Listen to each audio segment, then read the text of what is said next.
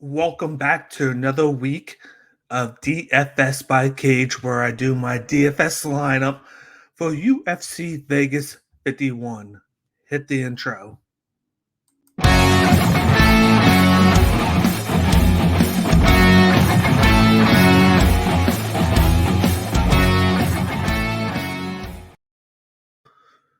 What's going on, everyone? I am your host, Cage. This is the DFS by Cage, episode 25 for UFC Vegas 51, which is headlined by Amanda Lemos versus Jessica Andrade in a women's flyweight matchup. This is going to be a banger right here.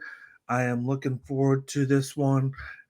Jessica Andrade is moving down, so it's going to make this matchup even better because Amanda Lemos is a nice prospect in the UFC. But before we go into my six-fighter lineup on DFS, I just want to give a shout out to our sponsor at High Tide Herbal. If you don't know who High Tide Herbal is, check out this video right now. Offering high-quality, sustainable products with all-natural, lab-tested ingredients, it's High Tide Herbal's mission to help others live the longest, healthiest, and most productive lives possible. Their hemp-derived CBD products have a wide variety of uses, from helping sore muscles to skin hydration and minimizing skin irritation. They generate results based on your specific needs. Elevate your lifestyle with the new wave of wellness. Visit hightideherbal.com to learn more. Once again, that's High Tide Herbal. All you got to do for our sponsors, go to www.hightideherbal.com. Go to checkout and put in the promo code down below, CageMyIQ10, to save 10% off your next purchase. Once again, that's CageMyIQ10 at checkout to receive 10% off your next purchase. Now, before we get going, I'll just make a small correction. The Lemos Andrade fight is at strawweight, not flyweight. Just wanted to correct myself before we get moving with my six-fighter lineup. But let's get started with the lineup right now. Of course, as you know, I'm going to go from least expensive to most expensive. I'm going to give you my lineup, and then I'm going to explain why I'm using them. Last week, we kind of fell back down to earth a little bit. I did hit on two of my picks, and then the rest, not so much. Below Muhammad was a big hit right there, but got to get the full lineup going. And right now, we had 380, and the week before, we had over 500. So we want to get back to that 500 mark. So I would say that last week wasn't a success, but we're going to jump back in and get to where we're always at, which is having a great lineup on DFS for Draftkings right now. But let's get started with the lineup now. The first person we're going to use in the lineup is Sue Mudarji, the Tibetan Eagle. His salary is 7,500. Plug him into the lineup. And then we got Jordan, the Beverly Hills Ninja, right? 7,600. Put him right there. Next person we are using is Claudio El Nino Puelas. His salary is 8,000. Next person we're going to use is Charles Air Jardine. His salary is 8,500. Next person in the lineup will be Jessica Andrade in the main event. Her salary is going to be 8,900. And then the last person will be at 9,500, making his debut, Dean the Sniper Barry.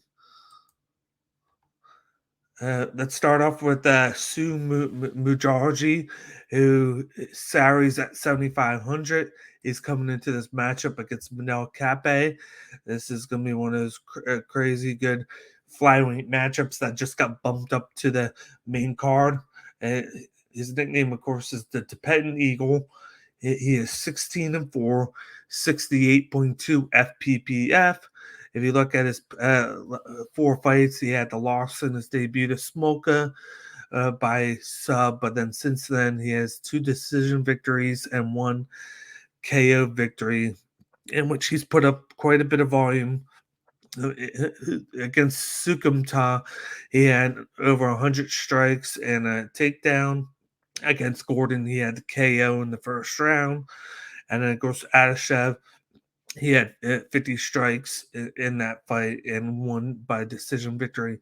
I think in this fight against Manel Cap, a lot of people are going to be on Manel Cap because of his speed, boxing background, and the fact that he's been able to finish opponents in the last 2 fights. But I think this length and length, reach, and striking of Darji is going to be too much for him, especially at that flyweight uh, level. You got guys that are small, skinnier, and it's going to be harder for them to get into that reach of Sue. And Manel Cap's going to have some good moments, but I feel like it's going to be hard for him to deal with those leg kicks of Sue. Sue throws those nasty leg kicks that come at you, that damage you, and then he likes to throw those cross and hooks, and he throws the uppercut from time to time. And I think this could be a situation when these guys go to war against each other. There's going to be high volume in this. It could be anywhere from 80 strikes to 100 strikes. I could even see Sue pressing up Cap against the cage to keep him from getting in that open range to use the quickness. So I think he's going to do a lot of pushing up against the cage, elbows, knees. He's just going to rack up the volume. I see this being a late knockout for Sue Mujaji, and where he wears out Cap, or I see him going to decision and just racking up the volume, getting that control time up with, and maybe a takedown, and then getting the victory here. And because he's the lowest person in my lineup, I'm expecting him to get anywhere from 60 to 70 points, which is fine with me. But I'm going to be in the minority here who thinks that Mujaji is going to win this one against Miguel Cap. But once again, he's coming in with a salary of $7,500. Moving on to the second person in my lineup, I got Jordan, the Beverly Hills Ninja, right. He's coming in with a salary of $7,600. He's going up against Marc-Andre Barrios. He's 12-2 with a 59.9 FPPF. As you see right there, his 2 losses are in the last 3 fights. It's either he's going to knock you out or he's going to get knocked out. He came in and knocked out Villanueva in the first due to an eye cut that Villanueva had from a spin back kick by Jordan Wright. Then you had you had Joaquin Buckley in the second round knock out Jordan Wright. Then you had the Pickett fight where Jordan Wright hit him with a kick and then pushed him up against the cage and finished him with a KO strike. He was just hitting him with a barrage of punches and was able to get him out in the first round. And in the last fight against Silva, he was looking good. He had Silva dazed after a shot, but then he got too reckless, and Silva hit him, stunned him, and finished him with the barrage of strikes. So this is a situation where I feel like Jordan Wright's going to get back in the win column. As you see there, win-loss, win-loss. I think he's going to get a first-round knockout over Barrios. Barrios likes to do a lot of leg kicks, and he likes to get started later than usual, but he's been prone to being hit just like Jordan Wright, and I feel like Jordan Wright's going to catch him right away with one of those early leg kicks, and he's going to finish him up. Usually when he stuns somebody, he goes in for the kill, and then he just hits him with a barrage, like I said before. Like he smells blood, and he attacks. And with this one, I don't think Marc-Andre Barrios is going to be able to deal with Jordan Wright's leg kicks, because he attacks you at all 3 levels. He attacks you at the leg, the stomach, and the head. and he does it because of his big karate background. I think he's going to get the first round victory. Uh, and then I think he's going to get over 100 points like that. Every victory he's had in the UFC has been over 100 points, and then in the first round, and that's always been started off by a leg kick and then punches. So with this one, I'm going Jordan Wright with a salary of 7,600. Moving on to the third person in my DFS lineup, we got Claudio El Nino Perales, who is 8,000 salary. He is 12-2 with a 70.2 FPPF. If you look at his past, of course, after the first his debut where he got knocked out in the first round, he's won 4 straight fights against Silva, Mariano, Levitt, and Grutzbacher. He has 2 submission victories and 2 decision victories. And basically, the third round has been his danger zone where he's gotten those 2 subs against Grutzbacher and Silva. In the Silva fight, he came back uh, from losing to get the victory by sub. It was a crazy sub on the ground that Silva didn't expect. Silva was landing those bombs on him, but Paulus was able to recover and get him with the tap.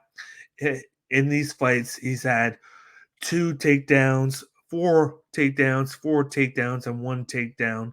He's averaging 2 to 3 takedowns a fight.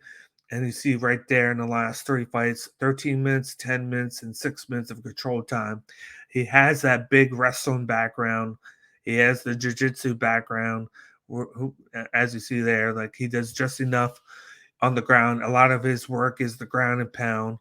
But he's been, if you saw the last fight against Grutzmacher, he's been developing that stand-up striking game of late. He hit Grutzmacher with a lot of good shots, got the fight to the ground, and he was able to sub him in the third round when it was a 1-1 fight at that time. But going into this fight against Clay Guida, of course, it's going to be a very tough fight. Guida is one of the toughest that they come. I do think that Perales can get him down 2, 3, 4 times. I think it might go to decision because it's going to be hard to sub a guy like Guida who tends to only get knocked out or a decision because he's not going to be the guy to tap. He if he taps, it's because he's not conscious and the ref calls the fight. I do think he's going to get the fight down the ground 3, 4 times. I think he's going to show more of his improved striking. And he's going to win just by pure volume and the wrestling. I think the wrestling is very underrated. As you saw there, he's averaging 2 to 3 takedowns a fight and 6 to 8 minutes of control time, just because he's very dominant on the ground, where he doesn't allow his opponents to get up. He just pushes them back down, throws them back down, and he does a lot of ground and pound with the strength that he has. And I think that's what's going to happen here. And he's going to get you anywhere from 80 to 100 fantasy points here because of that, with the mixture of ground and pound, takedowns, control time, and strikes, and the win. If he could get you the finish inside the distance, that's going to be even more. That's going to be even better.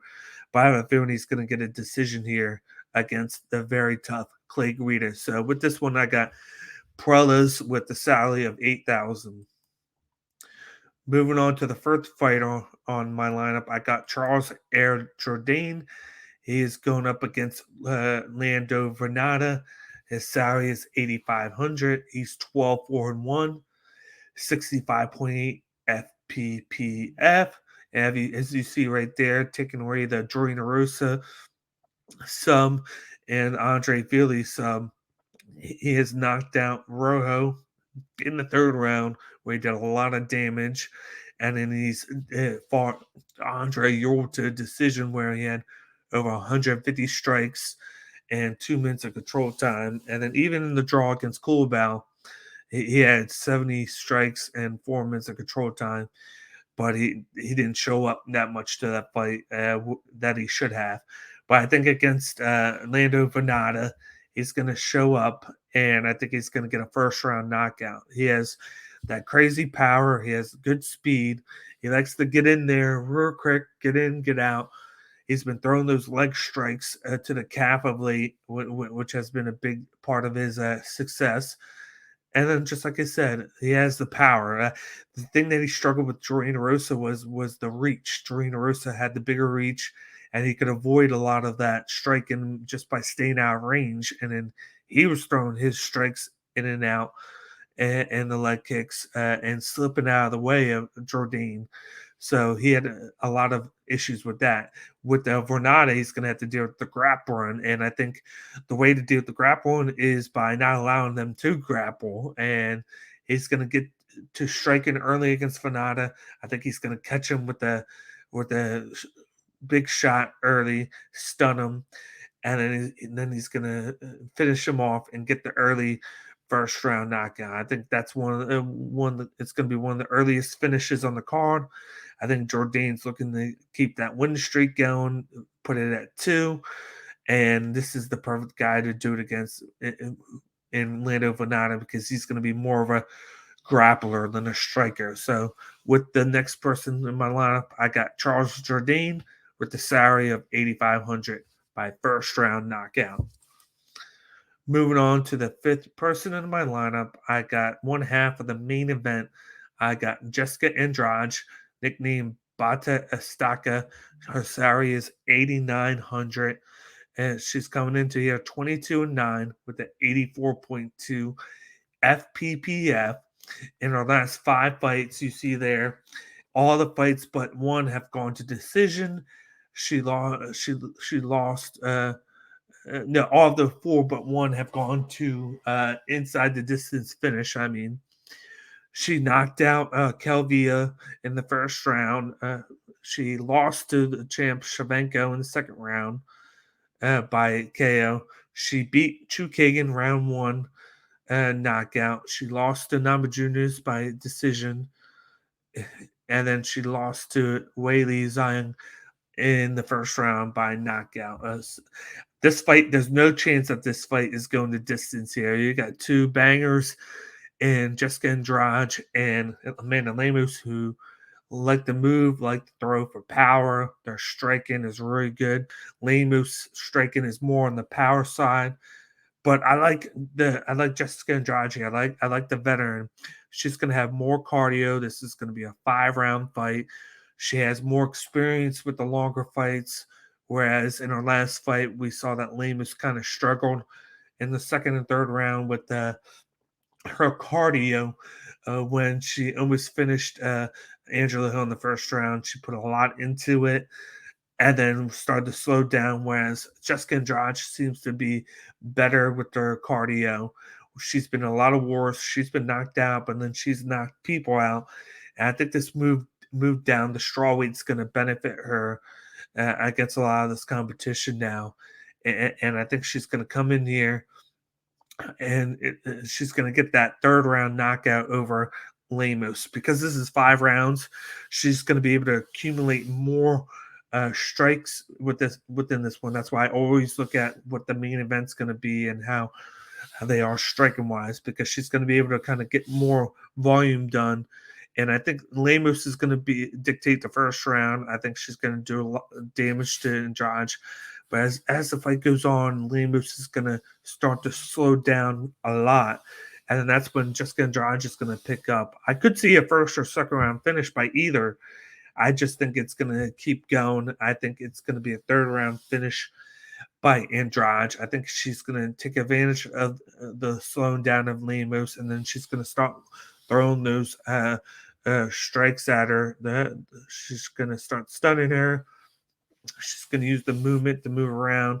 You might see her grapple a little bit along the cage just to do more, throw the knees to the body, the elbows to the face, just like she did last fight to Calvillo.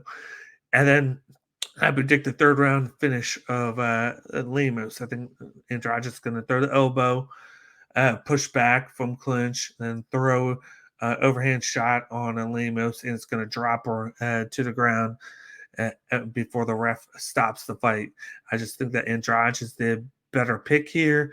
Lemos does has the potential, but I feel like she's going to have to get that first round finish, or it's bust for her. So I'm going to go with this safer pick here. Go Jessica Andrade. I think she's going to get it done in the third round. It's going to be a combination of strikes, clinch time, not the knockout, and then the win here. For my fifth person in my lineup, Jessica Andrade. Sally is 8,900. Going to my last person in my lineup is newcomer Dean the Sniper Barry. He's coming in with the salary of 9,500.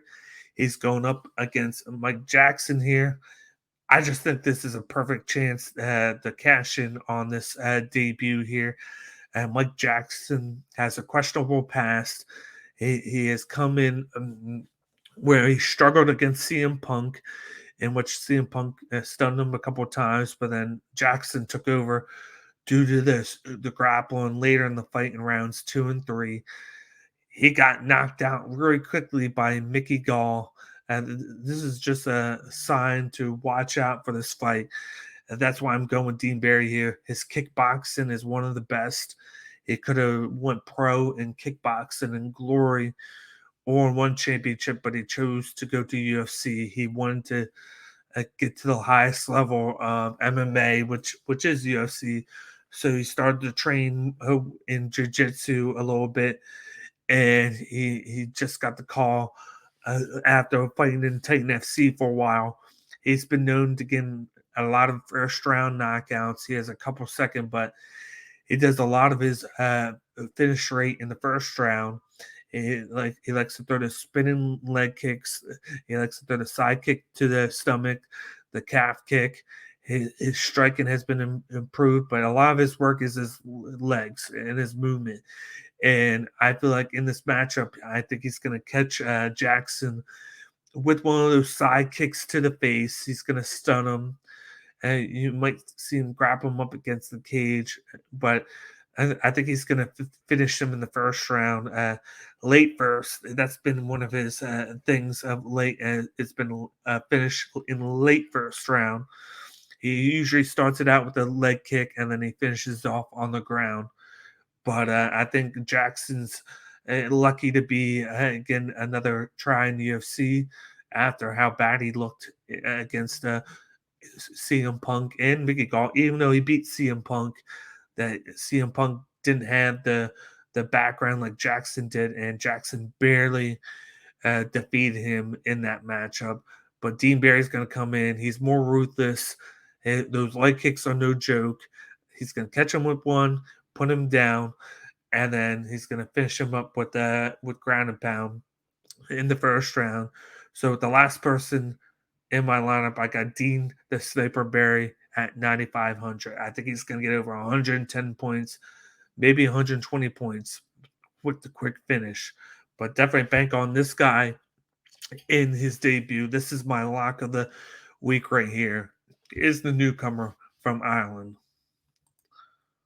Once again, my lineup is Sue Madarji at 7,500, Jordan Wright at 7,600, Claudio Perez at 8,000, Charles Jardine 8,500, Jessica Andrade 8,900, and then Dean Barry at 9,500. That is my 6-fighter lineup for DraftKings this week. Other than that, before we get going, I just ask for you guys to, if you haven't already, and this is your first time visiting the YouTube channel, to please hit the subscribe button down below and also the notification bell so that whenever any of the Cage My IQ content gets put out, you guys get the notification on YouTube right away. And please, if hit the like button down below. It'll help the YouTube channel if you guys all hit the like button. And then please hit us up in the comment section. Let us know what you think of my lineup and then who you're going to use in DFS this Saturday. And of course, once again, we are sponsored by High Tide Herbal. Just put in the promo code CageMyIQ10 at checkout to receive 10% off your next purchase.